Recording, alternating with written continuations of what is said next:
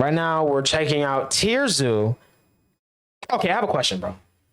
So, when it comes to naming animals, who was in charge of the plurals? Because I have a problem, right? We all, and I get it before we even continue, because they finna get on me in the comments, as I do whenever I have a question in one of these videos. Yes, they're different species, they're different types of animals, completely different types of animals. But they have similar names, okay? So we're gonna go with that.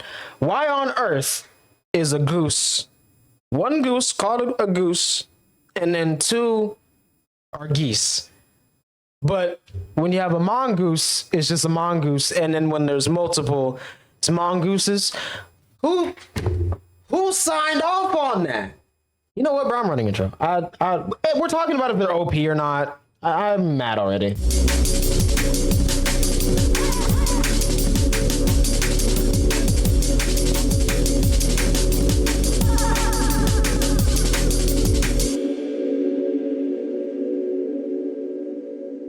Chat. Let's find out if they're OP or not, man.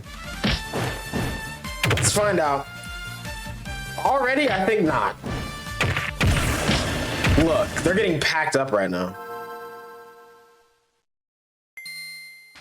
Cats and dogs are both some of the most overpowered builds in the entire game. But in order to reach that level of success, their player bases needed to try out a ton of different strategies. Both caniforms and feliforms have a powerful solitary tank buster on their roster. They both have mid-sized scavengers on their roster. And perhaps most interestingly, both developed slender generalist builds, which is pretty crazy. Digging and brash intimidation. On the caniform side, we have the mustelids, builds like weasels, ferrets, and honey badgers. And on the feliform side, we have the mongoose. Despite being a close relative of cats and sharing a lot of abilities with them, they also have a lot of unique traits that set them apart from not every very other similar build in the game. So, are they actually better than their more traditional feline counterparts? Or are their special abilities just gimmicky jank? Today, we'll discuss. I think they're all talk, man. They're all show. We'll begin, as always, with a look at the mongoose's base stats. They're pretty intelligent. Starting off with the mongoose's intelligence. Mongooses have an intelligence similar to that of a rat, which is to say they're quite clever. Yeah. Mongooses are generalists and need to be able to think on their feet in a variety of situations in order to succeed. The homie just played dead. Similar to that of a rat, which is to say they're quite clever. Mongooses are generalists and need to be able to think on their feet in a variety of situations in order to succeed. But their best usage of intelligence is in coordinated team tactics. Team tactics are a rarity in the feliform faction of the mammal player base. But among the small pool of social feliforms, you'd be hard-pressed to find a more tactical bunch.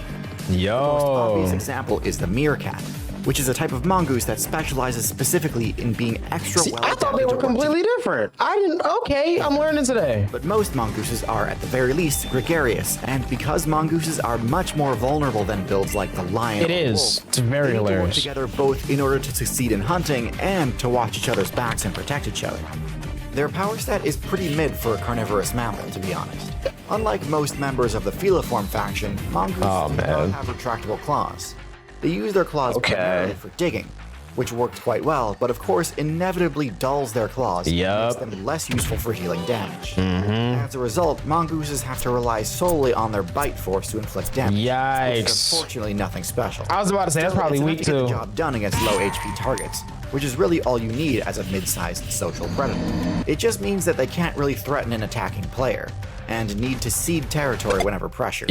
Now, due to the mongoose slender shape, you might assume that similar to honey badgers, stoats, and ferrets, the mongoose sports thick, loose skin that allows it to take reduced damage and avoid critical hits. Unfortunately, mongooses do not have this perk, and need to play much less. So far, they're already... I'm going to try and start guessing where they're going to end up. I think, based off what we heard so far, they're going C tier. They might be able to build themselves back up to B, but so far they're C tier. Game than honey badgers in the face. And let's hope they don't drop down a D. This lack of thick, loose skin also makes them less resistant to cold damage, forcing them to stick to servers where ice damage isn't a threat. One unique defensive trait they do have, however, is total resistance to venom. Their blood neutralizes most toxins. That's pretty good. Almost completely harmless towards the mongoose. This is the main reason their matchup against snakes and scorpions is so oppressive. The Mongoose's mobility stat is also fairly mid for a feliform. While certainly quite nimble and agile, its actual run speed is below average for a mammal. Even discounting the cheetah as an outlier, just when I thought they had some, bro. Cats have a movement speed that is well above average and are excellent climbers. The mongoose can still move much quicker than any reptile it might encounter, but compared to mammalian predators it might face, it is a bit slow. Its slender body and shorter legs do not offer any benefits for speed. Instead, this shape allows mongooses to remain low to the ground, taking advantage of cover more easily and also enabling it to access the tight spaces and burrows that its main threats can. Okay, so they're campers.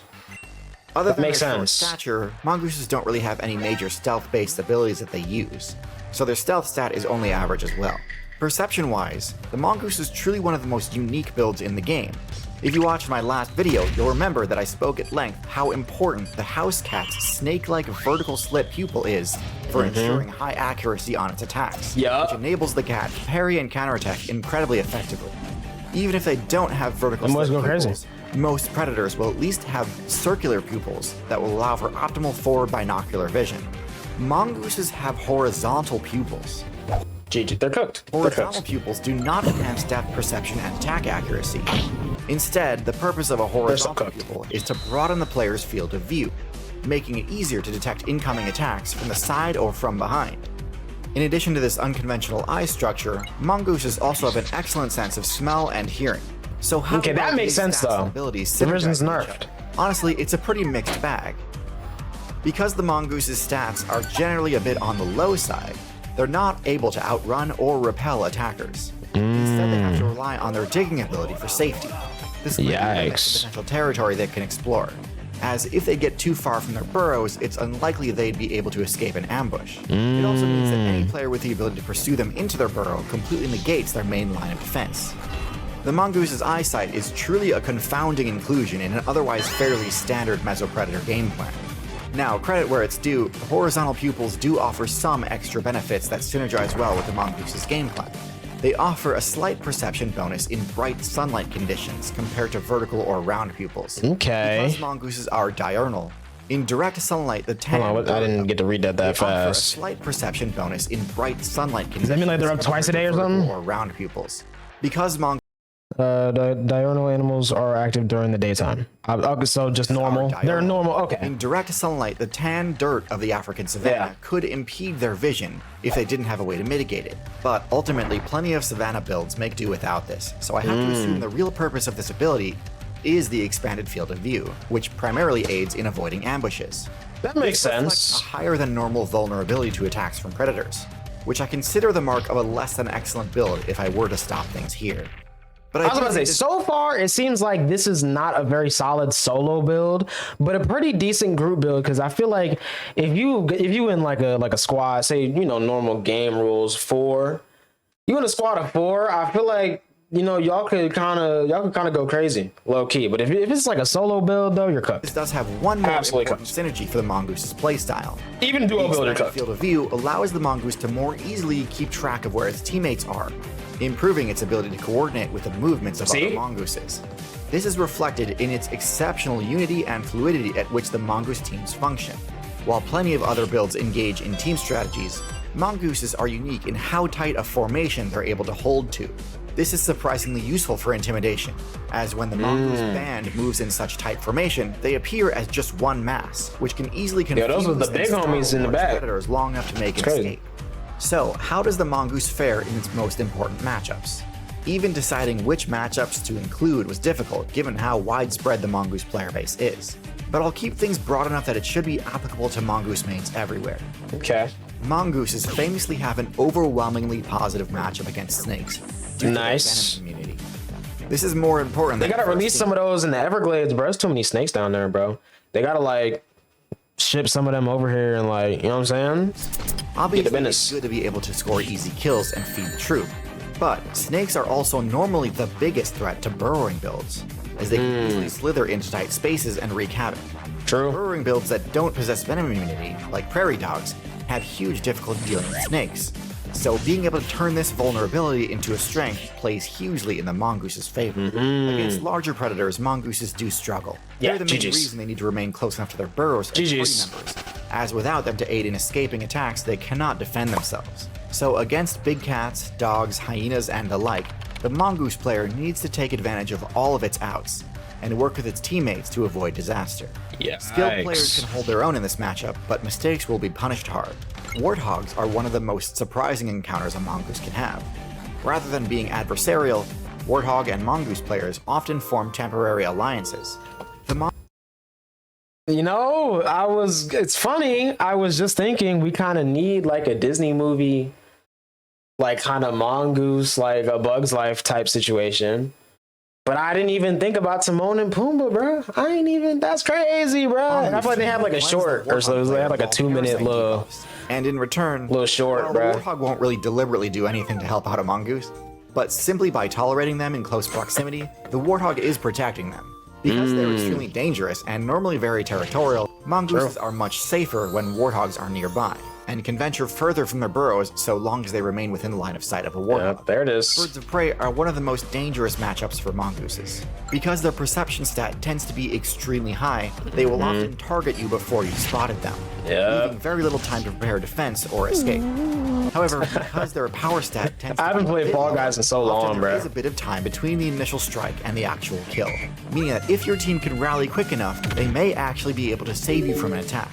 So once again, while technically quite a difficult matchup, skilled players with reliable teammates should be able to hold their own. Drawing comparisons to similarly sized solo builds like the Weasel and Ferret, their matchup against an avian attacker is a lot more hopeless. This is essentially the story of the Mongoose. Overall, it has an unimpressive set of stats and abilities. But because the abilities it does have are primarily focused on enabling team strategies, a troop of skilled Mongoose mains can often be far more successful than you would expect from such an underwhelming build. Overall, I'm gonna have to give the Mongoose a mid-tier rating. It has no severe flaws. That's funny, I was gonna say, low-key, B-tier as a group build, D-tier solo build. Holding it back, but imagine how overpowered a clan. I think the range is that broad, man. It actually had any busted abilities. Like with the Mongoose, when a group of individuals functions as one unified, cohesive team, it can look pretty impressive. I know where this is going. To watch. However, one thing that may be even more fun to watch is when one player on a team is trying to subtly sabotage the group's efforts. I was recently on a hilarious game show with this exact premise. Oh, wait, what? I know it's weird to think of me as a filthy try-hard human main rather than an omniscient disembodied voice. It was on a game show? It's true, I do exist in corporeal form. The incredibly talented team at Wendover Productions and Jetlag the Game invited me to be a part of a game show that they were making. What they told me was that a group of creators, including myself, were going to be tasked with completing a bunch of wacky challenges, and that my job was to play the snitch, the saboteur who would try and subtly mess up to prevent the group from succeeding. What they didn't tell me was that they told everyone else the exact same thing. As you can imagine, this resulted in one of the funniest, most chaotic shows in existence. And I seriously could not be more proud to have been a part of it. Pre-Nebula. We truly made something awesome. Pre-Nebula. You absolutely have to check it out. It's called The Getaway, and it's streaming exclusively on Nebula. The sponsor of this video. I know. W-Ad, bro. If you haven't heard, is the W-Ad, bro. You let us see it, bro. That's amazing, bro.